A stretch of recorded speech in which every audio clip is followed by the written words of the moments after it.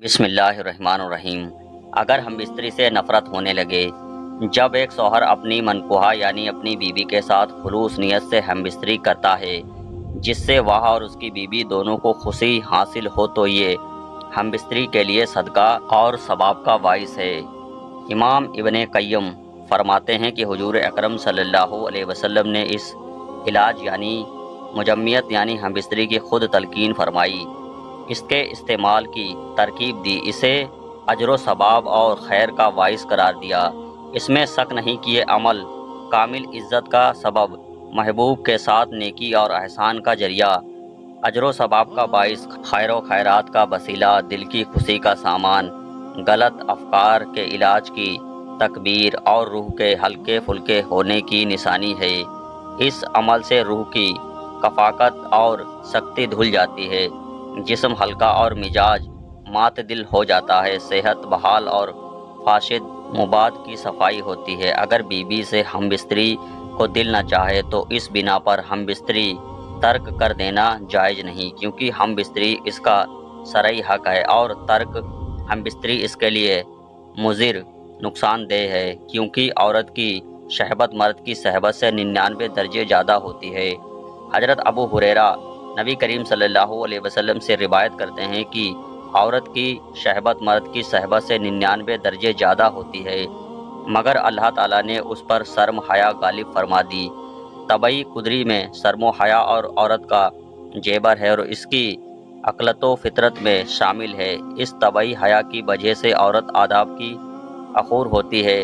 اس سے برعکس شوہر اگر اپنی بیوی کو شرعی فعل کی دعوت دے یعنی ہم بستری کے لیے بلائے اور وہ اس سے انکار کرے تو بیوی گناہ کی مرتکب ہوگی۔ حضرت ابو ہریرہ بیان کرتے ہیں کہ نبی کریم صلی اللہ علیہ وسلم نے مردوں کو مخاطب کرتے ہوئے پوچھا، کیا تم میں سے کوئی ایسا آدمی ہے جو اپنی بیوی سے ہم بستری یعنی جماع کرتا ہو تو دروازہ بند کر کے پردہ آگے کر لیتا ہو اور اللہ کے پردے کو اس فعل کو چھپاتا ہو؟ لوگوں نے جواب دیا، ہاں ایسے لوگ موجود ہیں۔ آپ صلی اللہ علیہ وسلم نے پھر سے پوچھا کہ کیا کوئی ایسا آدمی بھی ہے جو اسے جا کر دوسروں کے سامنے بیان کرتا ہو؟ یہ سن کر صحابہ کرام خاموش ہو گئے اور اس کے بعد آپ صلی اللہ علیہ وسلم عورتوں کی طرف مخاطب ہوئے اور ان سے پوچھا، کیا تم میں سے کوئی ایسی عورت ہے جو اپنے خامد سے خلوت کی باتیں دوسری عورتوں سے بیان کرتی ہو؟ عورتیں خاموش رہیں، لیکن ایک نوجوان عورت اپنے ایک گھٹنے پر کھڑی ہو کر رسول اکرم صلی اللہ علیہ وسلم کی طرف جھانکتی ہے اور آپ صلی اللہ علیہ وسلم کی باتیں سن کر کہتی ہے، یا رسول اللہ صلی اللہ علیہ وسلم، خلوت کا ذکر مرد بھی کرتے ہیں اور عورتیں بھی کرتی ہیں۔ آپ نے فرمایا، جانتے ہو اس کی مثال کیا ہے؟ اس کی مثال یہ ہے کہ جیسے کوئی شیطان عورت کسی شیطان مرد کو سرے راہ مل گئی ہو اور اپنی حاجت اس کے ساتھ پوری کی ہو اور اس درمیان لوگ اس کی طرف دیکھ رہے ہوں۔ اللہ پاک نے بچہ دان پیدا کیا، حالات مباشرت پیدا کیے، مرد کی پشت اور عورتوں کے سینے میں اولاد کا بیج پیدا کیا، شہوت کو مرد اور عورتوں پر مسلط کیا، اور ان باتوں سے جو مقصود الہی ہے وہ کسی عقل مند سے پوشیدہ نہیں۔ اگر کوئی شخص اولاد کے بیج یعنی نطفے کو جائز کرے اور شہوت کو کسی ہیلے بہانے سے ٹال دے تو وہ پیدائش کے مقصد سے منحرف رہے گا۔ علماء اور محدثین فرماتے ہیں کہ جب میاں بیوی مباشرت کرنے کا ارادہ کریں تو جسم کا لباس ہٹانے سے پہلے بسم اللہ پڑھ لیا کریں، اس سے اللہ تعالیٰ ان کے ارد گرد حفاظت کا ایک پردہ ڈال دیتا ہے۔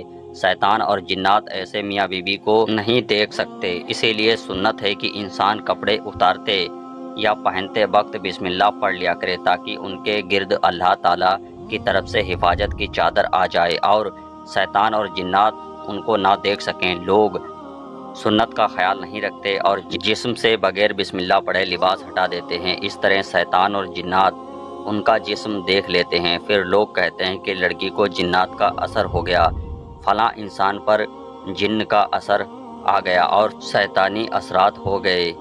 بحیثیت انسان اور مسلمان ہم نبی کریم صلی اللہ علیہ وسلم کی سنت کو چھوڑ کر خود اپنے لیے مصیبتیں خرید لیتے ہیں۔ اسی لیے میاں بیوی کو چاہیے کہ جب ملنے کا ارادہ کریں تو اپنے جسم سے کپڑے علیحدہ کرنے سے پہلے بسم اللہ ضرور پڑھ لے تاکہ ان کو آپس میں لیٹے ہوئے کوئی شیطان یا جنات نہ دیکھ سکے، بلکہ شریعت نے اس بات کی تعلیم دی ہے کہ اگر جسم سے اپنا لباس ہٹائیں تو ایک ایسی بڑی چادر ہو جس کے اندر وہ دونوں ایک دوسرے سے ملیں۔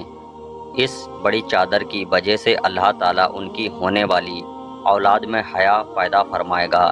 علماء اور محدثین فرماتے ہیں کہ جس میاں بیوی نے بھی اپنے اوپر بڑی چادر اوڑھنے کا اہتمام کیا تو اللہ تعالیٰ نے فطری طور پر ان کو شرمیلی اور حیا والی اولاد سے نوازا، جو کہ والدین کے لیے آنکھوں اور دل کی ٹھنڈک کا ذریعہ بنی۔ علماء حضرات یہ بھی فرماتے ہیں کہ اگر میاں بیوی کے ملاپ سے اولاد کا نطفہ ٹھہر گیا، اگر میاں بیوی کی اگلی نماز قضا ہو گئی تو ان کی اولاد فاسق رہے گی۔ لہٰذا یہ ایک ایسا معاملہ ہے جس میں مرد اور عورتوں دونوں کی طرح سے عموماً کوتاہی ہو جاتی ہے۔ میاں بیوی کی مبارکت کے بعد اپنی اگلی نماز فجر ہی ہے تو سستی کی وجہ سے قضا ہو گئی۔ ایسا بھی ہو سکتا ہے کہ میاں بیوی غسل کرنے میں سستی کر دیتے ہیں جس سے نماز قضا ہو گئی۔